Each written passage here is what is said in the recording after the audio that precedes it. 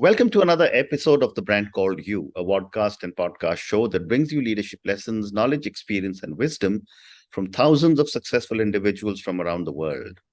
I am your host, Ashutosh Garg, and today I'm delighted and privileged to welcome a very, very accomplished entrepreneur and investor from Switzerland, Mr. Vas Gorev. Vas, welcome to the show. Dr. Garth, thank you for having me. Vas is an entrepreneur and an investor. He's got many, many things that he's doing, but today let's talk to him about advisory boards. Vas, you've set up several advisory boards. Let me start by asking you, what is the difference between a board of directors and an advisory board? Right. So the most important difference is fiduciary duty. When you have a board of directors, it owes a duty to shareholders. And when you have an advisory board, it's basically, it's up to you.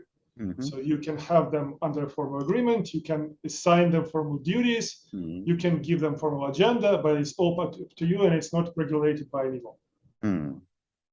Okay. And are there many types of advisory boards?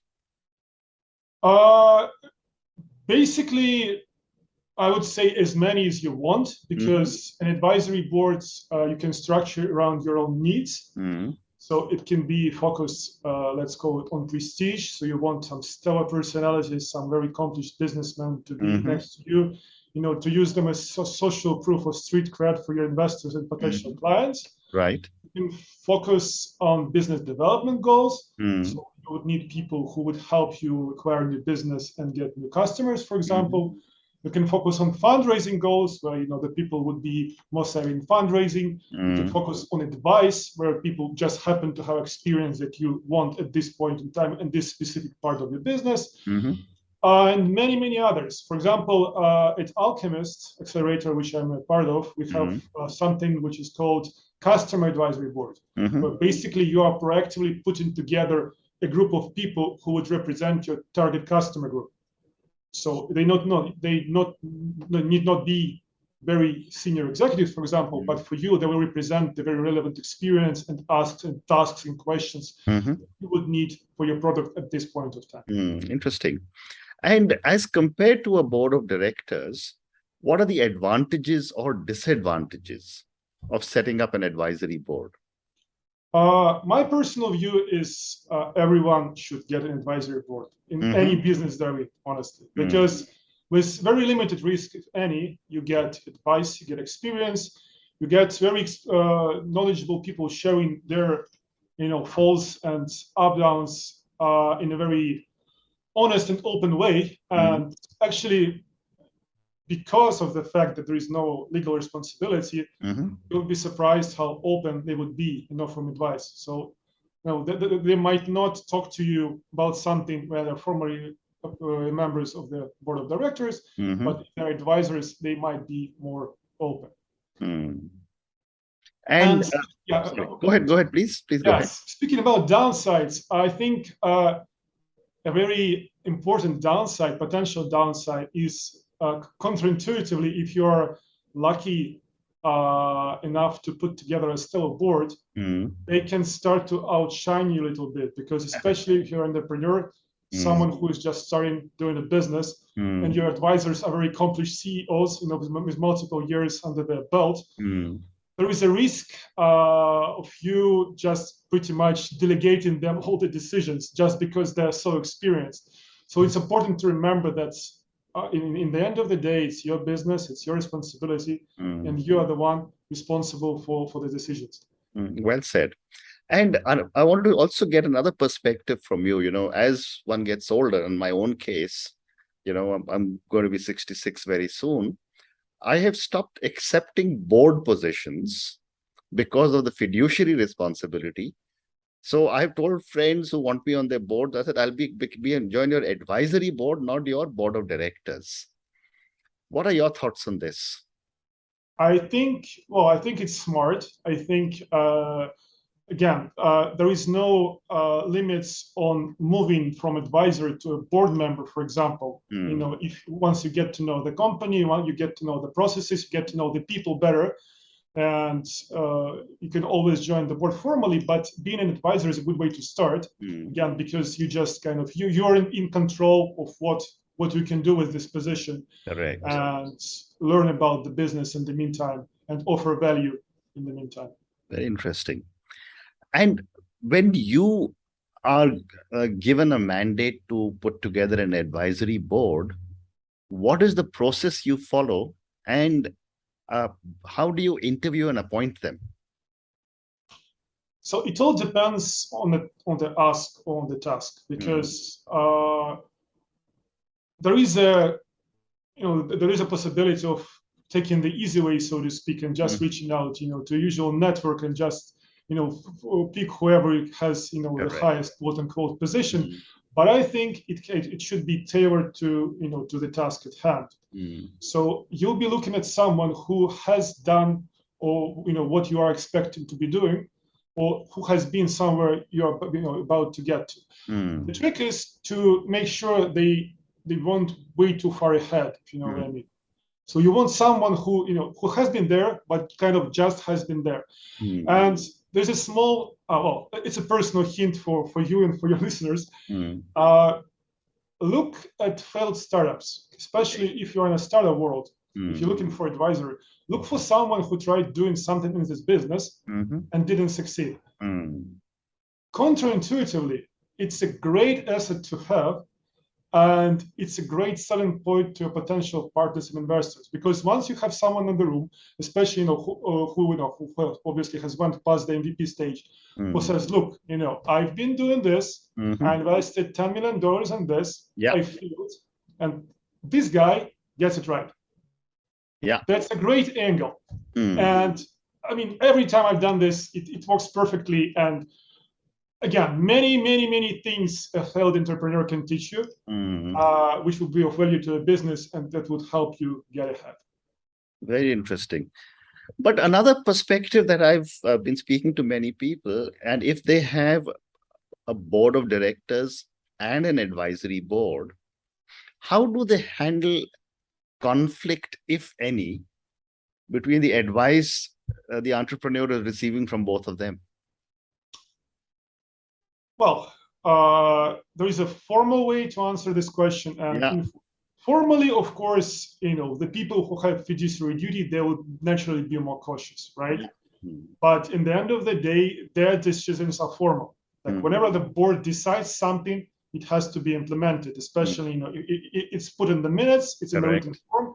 It is not an advice. It's something that you should execute on. Advisors, on the other hand, again, it's informal. It must be the most prudent, the wisest piece, of suggestions that you get, but you don't have to follow up on them. My personal experience is that if you sense and if you see any kind of emerging conflict or emerging disagreement, the best way is to put everyone in the same room, off record, and just have them talk openly to each other.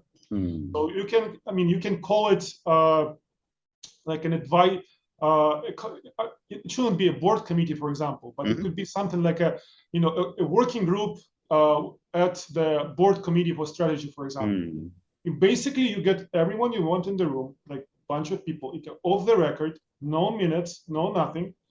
None of the suggestions, have any legal power to be implemented. But basically, you have people talk to each other, and more often than not, there would be some solution that will emerge in these conversations.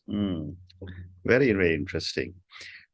You also spoke very briefly about not bringing friends, for example, on an advisory board. But I've seen this very often, where, someone knows someone, someone knows someone, it's my relative, this is my cousin, this is my whatever. And that's how the advisory board gets filled up. And then the entrepreneur gets frustrated because they're not getting the advice that they want. So my question to you, Vas, is that how does one set up roles, expectations, and deliverables for an advisory board? That's a great question. So my personal approach and my advice is to have a small 2-page mandate that outlines, briefly what your company does, what you want to achieve for what specific task you want this advisor to join you, and why. Usually when you do this, and when you are not, sending like massive emails, not recommended, and when you carefully research every single board candidate, that kind of puts the conversation on the right track from the get-go. So you set up the frame, the person knows what you want to expect, and then, for example, if you're early stage and you're just raising capital, you're a startup, it needs not to be a formal relationship with an agreement. But once you proceed, you can always set up a very small, very simple frameworkish like agreement, like FAST, the one that they use in Silicon Valley, to formalize your relationship with the advisor, that just briefly, in very generic terms, outlines what you expect from them in terms of new business advice, quarterly meetings, attending the calls, answering the emails, etc., etc. But going back to your question about friends, I think as a policy, one should just kind of cut off the immediate line of contacts, so to speak. So first degree contacts, no, because, well, frankly, because if they're friends, you'll always be able to get their advice anyway without kind of getting them on board, right? But getting introduced by them, for example, is okay, right? Well, it's kind of start. It's one of the best ways to find new people, the warm introductions, right? So someone that you know. But immediate contacts, I suggest not use, because usually, it kind of undermines the whole idea of having people who would openly say to your face things that sometimes would not be very pleasant, which is a great thing, by the way, right? In comparison to your friends who absolutely would value relationship and who love you and who do not want to hurt you, and they'll be like probably holding some things back just because they value you as a friend and not as a business founder. Very interesting. The other thing about appointment is that when it comes to a board of directors, there is usually a nominations committee of the board that goes through and recommends new names to the board. Right. Do you recommend that the nominations committee of the board also get involved in selection of advisory board members? I think you should cast the net as wide as possible. It never hurts, but the final decision should be yours. And if you want to ask for help from your board members, which you could do, you should be very precise and open from the get-go that you will be making the final decision yourself. And any person that comes to your board, that they would be kind of going through the same process with you than any other person from elsewhere. And that way, I think you would be able to get more candidates, but not set any extra expectations with the board that you frankly would not want to follow. Well said. Well said. So, if you're moving on, when you talk about an advisory board for a startup, right? If there is private equity involved, and a lot of startups get private equity, what is the way a private equity investor can be convinced to bring an advisory board? Well, firstly, if you start small and you are not offering any compensation, should it be stock or or capital or whatever, to your advisors, this is not the conversation where the investor has a say. Correct. You're a founder. You're making decisions for your own company. If you want someone to get involved in this, and you want someone's opinion, then you can just do that. Of course, there is an additional layer of potential legal issues with you actually sharing some sensitive information with someone from the outside, and that's where the investors and and your lawyers, by the way, would have a say. But other than that, I think this is a conversation when your investors kind of plays a second role and they're not actually involved. Of course, as you proceed, and once you want to make a more formal agreement with your advisors, since you will be giving out stock or options or whatever, this is something that you would discuss with them. But I think in these days, in US definitely, and in Europe and Asia growingly so, advisory boards are more of a norm rather than not. So I think having a potential advisory board conversation would not be of any of any negative essence for your investors. And by the way, if you can't convince your investor you need an advisor, that's something you should think about, right? Either either the logic that you put behind this conversation is not convincing enough, hence you should ask yourself, do I really need these advisors or not? Or maybe your investor doesn't understand something about your business. Again, this is something that you should kind of hit the pause button for a second and think about. What a great point. Yeah. Go ahead. You were saying something? Yeah, I was just finishing up. So why I know that I need some advisors and my investor doesn't think I do. Have I oversold myself? Do they have a different view on the business? Am I not communicating enough? There are a bunch of questions, very timely questions that you could ask yourself. Fantastic. Great response. Thank you. And your response gives me the segue to my next question, which was the compensation. Right. And you did refer to it in your earlier response. But Vas, what should be the strategy for compensation of advisory board members? Is it cash, stocks, or both? That's a great question. I think early enough, once you precede your early stage, you're just getting to know people, everything should be pro bono. If an advisor kind of asks you for stock or cash from the get-go, it's usually a warning sign. So usually it's a pro bono relationship where you should give some time for yourself and for your potential advisor to get to know each other, to get to know the business, to see how you resonate. How can you communicate? Does he or she follow up on what they promised to do? Are they actually offering you any value that you expected, etc., etc.? So once you proceed, once your business is hopefully growing, you're raising capital, then you're moving more towards a very formal relationship, which implies an agreement, which by now, again, is something that became a kind of an industry standards, the FAST agreement or something similar under the law where you're at. That outlines basically several layers of involvement from an advisor, depending on the stage where a business is at. So precede with someone like doing a quote unquote normal advisory where you just have them attend quarterly meetings and just answer emails once in a while to talk to you about general direction of the business that you are aiming to take.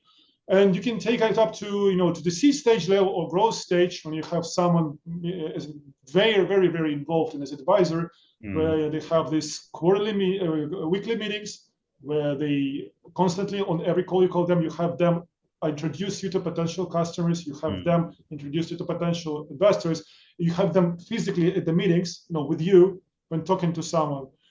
And depending, on the level of involvement, you set up the range for vesting stock.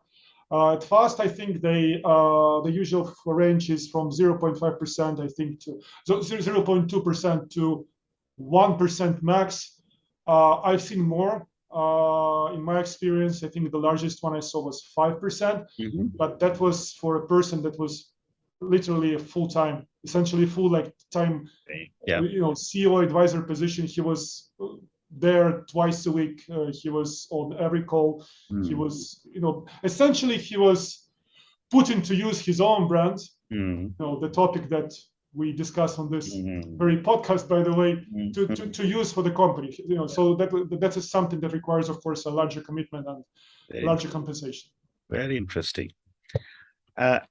My next question to you is that, every advisory board meeting costs money for the entrepreneur. How can an entrepreneur hold their advisory board members accountable? That's a good question, especially given that they don't have any fiduciary duty to the shareholders. I would say that the best outcome would be the entrepreneur doing such a good job in selecting and vetting the candidates, so he doesn't, or he or she doesn't have to hold them accountable because they are by definition. So the first advice is just be very picky, be very selective.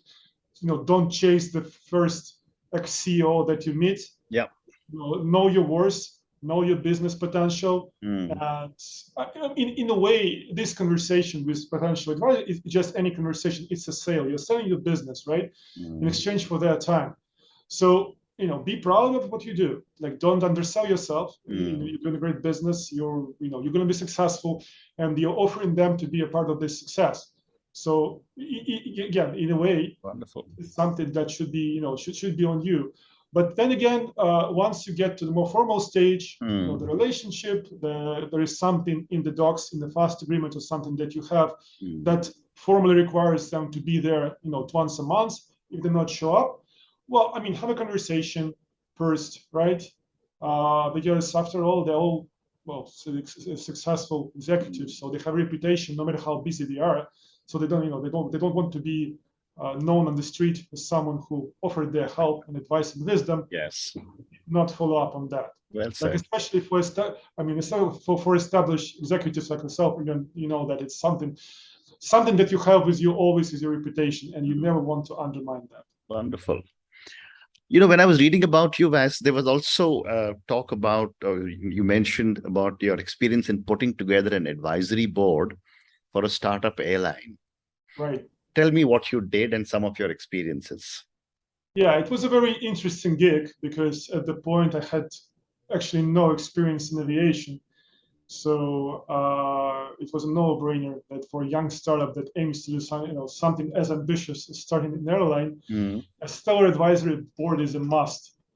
So I learned quite a few lessons in this process. I would say first one is there is no, right? You reach out to people, and even if they say no, you always ask a follow-up question.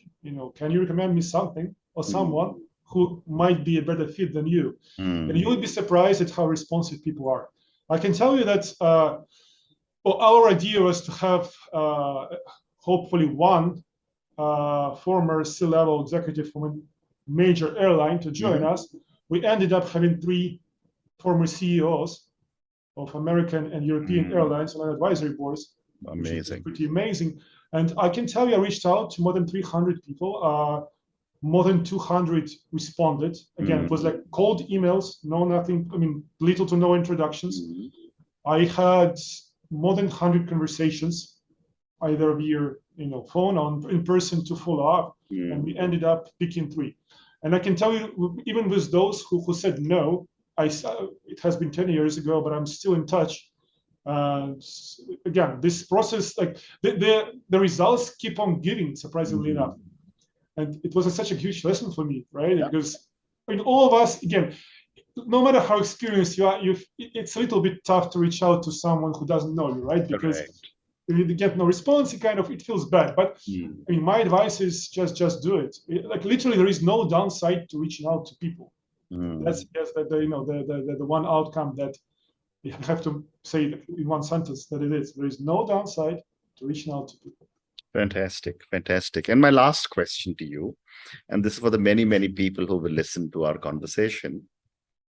Based on your amazing journey and experience, what would you say are 3 lessons? Other than, of course, what you just said, there is no, that you would like our viewers and listeners to take away from your journey and from our conversation? Dream big, work hard, and stay positive no matter what. I think this is the main 3 I takeaways for now. Ask me in 10 years, maybe something will change, but I doubt so. Well, maybe we'll come and have another conversation 10 years from now. But hopefully. But Bas, on that note, and your 3 amazing lessons, think big, work hard, and stay positive. And my big takeaway from you is there is no. There's no harm in reaching out to people, and you never know when a connection will get made. Thank you so much for speaking to me. Thank you for talking to me about advisory boards.